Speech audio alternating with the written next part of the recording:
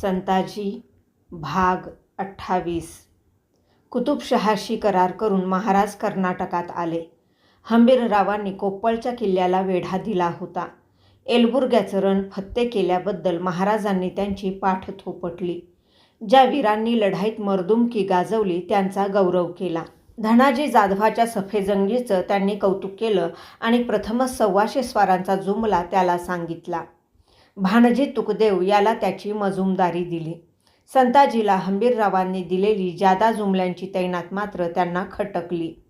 हंबीर, इतक्यात 500चा जुमला त्याला सांगणं ही जादती आहे, ही मोगलाई नव्हे.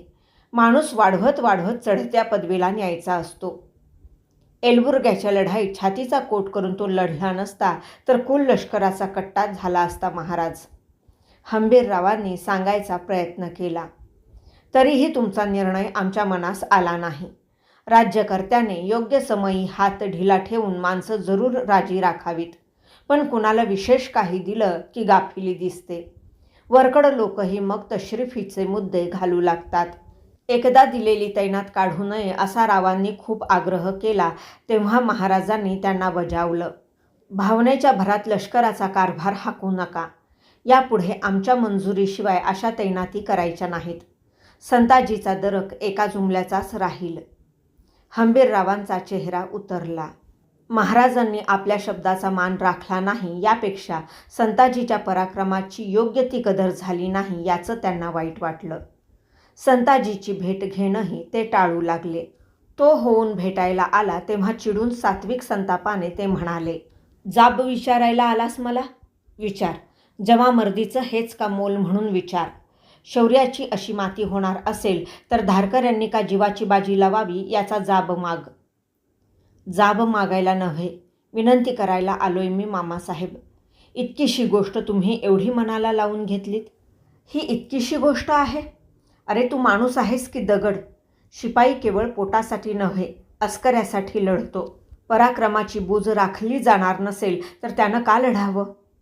सगळेच काही त्यासाठी चाकरी करत नाहीत. म्हणजे हे राज्य व्हावं ही श्रींची इच्छा. हा महाराजांचा मंत्र मनात ठेवून माझ्यासारखा धारकरी लढतो, काजासाठी प्रसंगी प्राण देतो. हंबीररावांच्या भुवया उंचावल्या. नवलाने कौतुकाने ते त्याच्याकडे पाहू लागले. खरं सांगतोस तू पोरा? अगदी आमच्या मनातलं बोललास बघ. हा हंबीरसुद्धा त्याचसाठी तलवारीचं बळ बांधून उभा आहे. मग झालं तर तुमच्या हाताखाली लढतोय हेच भाग्य मानतो मी. कशाला ही जुमलेदारी तरी? साधा बारगीर म्हणून लढेन. पण मामासाहेब, मला असं टाळू नका हो. संताजीचे डबडबलेले डोळे पाहून हंबीररावांना भरून आलं. त्याला आवेगाने मिठी मारत ते म्हणाले, शाब्बास बाळा, शिपायाच्या जिंदगीचा जमा खर्च तुला पुरता कळलेला दिसतोय. कर्नाटक जिंकत महाराज जिंजीला आले. तिथला किल्लेदार नासिर मोहम्मद खान हा दख्खनी मुसलमान होता. विजापुरी दरबारचा वजीर अब्दुल करीम बहलोल खानाशी त्याचा उभा दावा. बहलोल कडवा पठाण.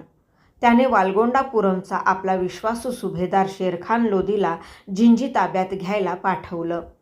मराठ्यांनी तोवर किल्ला वेढला होता. विजापूर दरबारातल्या पठाण आणि दख्खनी मुसलमानांच्या भांडणाचा फायदा घेत महाराजांनी गोडी गुलाबीने प्रसंगी धाक दाखवून नासिर खानाकडून गड आपल्या ताब्यात घेतला. आसपासचा मुलूखही त्यांनी जिंकला. जिंकलेल्या प्रदेशाची व्यवस्था लावण्यात महाराज तत्पर. नोकरीच्या आशेने 4000 ब्राह्मण त्यांच्या सैन्यासोबत फिरत होते. त्यापैकी अनेकांच्या नेमणुकी झाल्या. त्रिवादीजवळ महाराजांनी शेरखान लोदीचा संपूर्ण पराभव केला. वालदोर, तेगनापट्टणम, पेनामूल, त्रिनेलूर, वालगोंडापुरम अशी ऐसपैस पसरलेली त्याची जहागीर त्यांनी जप्त केली. मग ते सावत्र बंधू व्यंकोजीच्या भेटीला निघाले. वडिलार्जित जहागिरीतला अर्धा हिस्सा त्यांनी मागताच व्यंकोजीने तुटक जबाब दिला. वडिले काही फार मिळविले नाही. हे राज्य आम्ही संपादिले. ती आमची कष्टार्जित दौलत. भाऊ आपल्याला कैद करील या भीतीने व्यंकोजी रातोरात तंजावरला पळून गेले. महाराजांनी त्याचा पवित्रा पाहिला. चढाई करून त्यांचं निम्म राज्य त्यांनी ताब्यात घेतलं. कर्नाटकात एका स्वतंत्र राज्याच्या तोडीचा मुलूख अंमलाखाली आणून आणि तिथे कारभाराची भक्कम चौकट निर्माण करून ते रायगडाकडे परत निघाले. सेनापती हंबीररावांना त्यांनी कर्नाटकातच ठेवलं. लवकरच व्यंकोजींशी रावांचा युद्धप्रसंग घडून आला. त्यांना आदिलशाहीची चिथावणी होती. अंबोरी या ठिकाणी त्यांनी हल्ला चढवला, पण त्यात त्यांचा दणदणीत पराभव झाला. त्यांची 3000 घोडी, अनेक हत्ती पाडाव झाले. या लढाईतही संताजी शौर्याने लढला. कर्नाटक तामिळनाडात दरारा बसवून राव महाराष्ट्रात परत निघाले आणि वाटेत त्यांना ती धक्कादायक बातमी कळली. स्वराज्याचा त्याग करून शंभूराजे मोगलांना जाऊन मिळाले होते. युवराजांना ही अवदसा का आठवली कोण जाणे. राव चिडून बोलले, सिंहाचा छावा लांडग्यांच्या कळपात कसा गेला? तोच प्रश्न संताजीलाही पडलेला. का केलं त्यांनी असं? स्वराज्यात काय कमी पडलं म्हणून ते मोगलांच्या मखरात जाऊन सोंगासारखे सजून बसले? शिपाई दबक्या आवाजात चर्चा करू लागले. युवराजांनी मोठी आगळीक केली म्हणून समदे बोंबलाया लागलेत.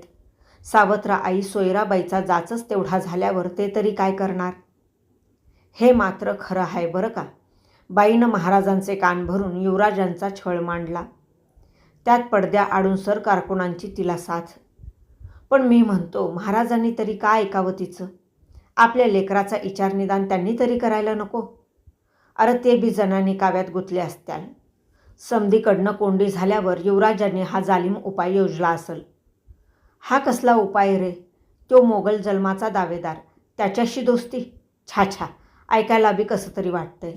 युवराजांकडून इतकी भयंकर आगळीक झाली तरी शिपायांची सहानुभूती त्यांनाच असल्याचं पाहून संताजी चकित झाला. हंबीरराव तर भलते अवघडून गेलेले. ते सोयराबाईंचे बंधू. बहिणीला त्यांची छुपी साथ असणारच हा लोकांचा समज. एक दिवस सरदारांच्या बैठकीत व्यथित झालेल्या रावांच्या संतापाचा स्फोट झाला. आम्ही इकडे गनिमाशी जीवघेण्या झोंब्या घेतोय आणि सोयराबाई तिकडे दिवाणखान्यात बसून राज्य आपल्या नेमत्या पोराला कसं मिळेल याची कारस्थानं करतात. त्यांना साथ त्या कोत्या बुद्धीच्या कारभाऱ्यांची.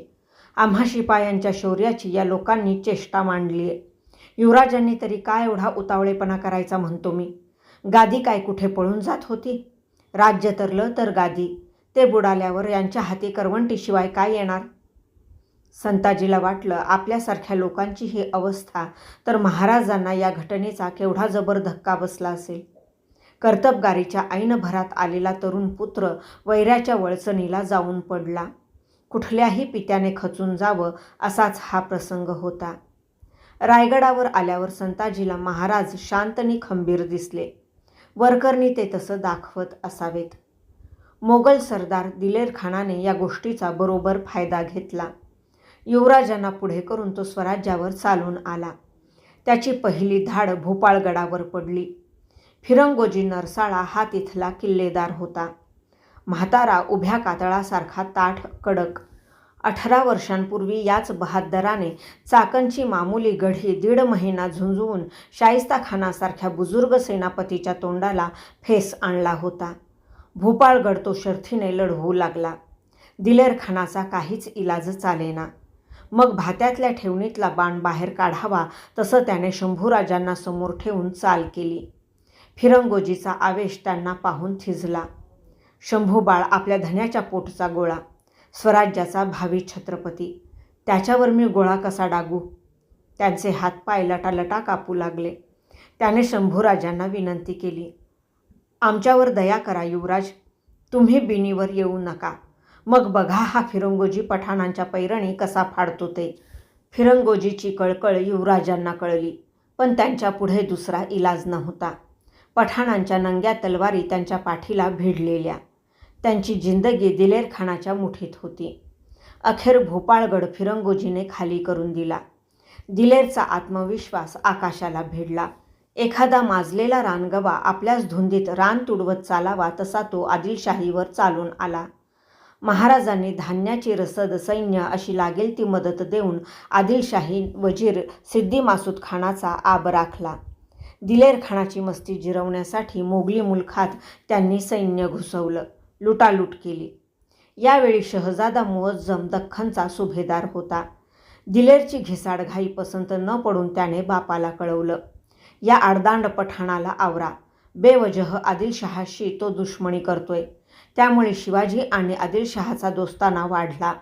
दोघे एक झाले तर सल्तनतीला खतरा आहे. तसंच घडत होतं. मराठी फौजा मोगलाईत घुसून शहरं मारू लागल्या. चौथ सरदेशमुखी वसूल करू लागल्या. पातशाहीची अब्रू सुरैआम लुटली जात असताना दख्खनेतले मोगल सरदार सेनापती हताशपणे बघत राहण्यापलीकडे काही करू शकले नाहीत. जालन्याची पेठ मारून तिथल्या व्यापारी उद्यमी सौदागरांना मराठ्यांनी निष्कांचन केलं. ती लूट घेऊन परत येत असताना मोगलांचा सरदार रणमस्त खान वेगाने चालून आला. अचानक येऊन महाराजांच्या पिछाडीवर त्याने हल्ला चढवला. महाराजांनी सिधोजी निंबाळकरावर त्याला रोखायची जबाबदारी सोपवली आणि ते पुढे निघाले. सिधोजी कैक लढायांचा अनुभव गाठी असलेला पंचहजारी सरदार मानाजी मोरे आणि संताजी घोरपडे त्याच्या मदतीला होते. रणमस्त खान त्वेषाने लढू लागला. मराठ्यांचा सारा भार बचावावर. महाराज दूर निघून जाईपर्यंत शत्रूला रोखून धरणं एवढाच त्यांचा हेतू होता. खानाकडे तोफा आणि बंदुका होत्या. कारगर मारा करणारे बाणाईत होते. स्वारीवर असलेले मराठे सडे. पुढून आगीचा वर्षाव होत असताना ठाण मांडून ते कसे लढणार? शिवाय औरंगाबादेहून खानाच्या मदतीसाठी फौज निघालेली. सिधोजीने 2 दिवस कसाबसा सामना केला. तिसऱ्या दिवशी खानाने जबरदस्त लगट केली. सिधोजी लढाई टाळून पुढे जाण्याच्या धडपडीत तर मानाजी आणि संताजी सैन्याची होत असलेली नासाडी पाहून मनोमन चिडलेले. पळून जाण्यापेक्षा काय तो सोक्षमोक्ष लावायचं त्यांनी ठरवलं. सिधोजीचं न ऐकता खानाच्या बिनीच्या पथकावर दोघे तुटून पडले. संताजीने त्याची हरोली गारद केली. मानाजीने मोगलांच्या सैन्याची डावी बगल चेपून काढली. घमासान लढाई पेटली. महाराज काही अंतर पुढे गेलेले. लढाई बिघडल्याचं कळताच मदतीसाठी त्यांना माघारी यावं लागलं. आधी मोगलांचे गोलंदाज कापून धडाडणाऱ्या तोफा त्यांनी बंद पाडल्या. हंबीररावांनी खाशा खानालाच कैद केलं. विजय पदरी पडला तरी लढाईत वक्त बर्बाद व्हायचा तो झालाच. रणमस्त खान कैदेत असून खुशीने खदखदत होता. औरंगाबादेहून निघालेली मोगली फौज येईपर्यंत मराठ्यांना रोखणं एवढीच त्याची जबाबदारी होती आणि त्याने ती पूर्ण केली होती. मोगलांची नवी फौज 2 मजलांवर येऊन ठेपली. केसरसिंग हा राजपूत उमराव त्या फौजेत होता. महाराजांशी असलेल्या भाऊपणाला स्मरून त्याने गुप्त निरोप धाडला. आमचं सैन्य मोठं आहे. तुमचा निभाव लागणं कठीण. गाठी न घेता पळून जाणे. या फौजेचं नेतृत्व सरदार खान करत होता. 6 कोसांवर तो येऊन पोहोचला. त्याच्याशी लढण्या इतकं सैन्य महाराजांपाशी नव्हतं. पळून जाण्याखेरीज दुसरा मार्ग नव्हता. पण लुटीचं ओझं घेऊन कितीनी कुठवर पळणार? अंगेजणीने कमावलेला ऐवज टाकून जाणंही जीवावर आलेलं. तशातूनही 8-10 कोसांची मजल त्यांनी मारली. मोगल पाठीवर येऊन पडला. सिधोजीने पुन्हा कंबर कसली. महाराजांना पुढे पाठवून तो शत्रूच्या तोंडावर उभा राहिला. त्याचा बचाव भेदून गनिम थेट महाराजांना भिडला. आश्रय घ्यायला आसपास एखादी गढी वा किल्लाही नव्हता. प्रसंग जीवावर बेतलेला. अशा वेळी हेरांचा प्रमुख बहिर्जी नाईक पुढे होत म्हणाला, साहेबी चिंता न करावी. गनिमाचा लाग चुकवून ठिकाणास पावेल असे करतो. बहिर्जी दाखवेल त्या वाटेने महाराज निघाले. गनिम त्यांच्या फौजेची लांडगे तोड करत होता. 4000हून अधिक मराठी सैन्य मारलं गेलं. सिधोजी निंबाळकरासारखा जातीवंत मर्दाना पडला. सेनापती हंबीररावसुद्धा जखमी झाले. बरीचशी लूट वाटेत टाकून द्यावी लागली. जीव वाचला हीच जालना स्वारीतली कमाई समजून अरण्यातल्या आडवाटेने महाराज कसेबसे पट्टागडावर पोहोचले. आपल्या सैन्याची झालेली खराबी त्यांच्या मनाला लागली.